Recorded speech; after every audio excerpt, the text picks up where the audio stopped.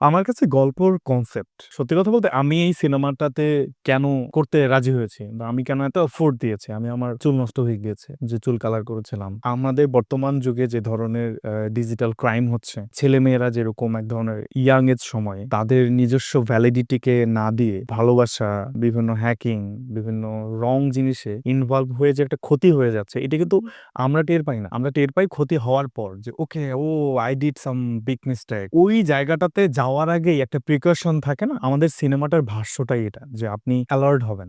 কোন ইনসিডেন্টের কারণে আপনি বিপদে পড়তে পারেন। কোন ঝামেলার কারণে আপনি প্রবলেমে পড়বেন। আমরা অনেক সময় অনেকেই ট্যুরে যাই, গ্রুপ ট্যুরে যাই, অনেকে পুল পার্টিতে যায়, অনেকে নাইট স্টে করি। অনেক জায়গায় ট্রাস্ট করে ছেলেমেয়েরা যায়। সেই ট্রাস্ট নিয়ে আবার ফিরে আসতে পারে না। অনেক সময় বিভিন্ন জায়গায় ছোট ক্যামেরা লাগানো থাকে, আপনারা জানেন না। ড্রেস চেঞ্জ করে ফেলেন। প্রাইভেট মোমেন্টস ভাইরাল হয়ে যায়। এই জিনিসগুলো তো আসলে অ্যালার্ট থাকা উচিত আমাদেরকে। আমরা তো জানি না আমাদের নেগেটিভ কে করতে পারে। সো এই সবকিছুর একটা ফুল প্যাকেজ ইনফরমেশন এই সিনেমাটাতে আছে। এবং 2025 এর এই সময়ের এই বছরের গল্প এটা। যেটা একেবারে বলে না যুগোপযোগী একটা গল্প। এই গল্পটা এটা।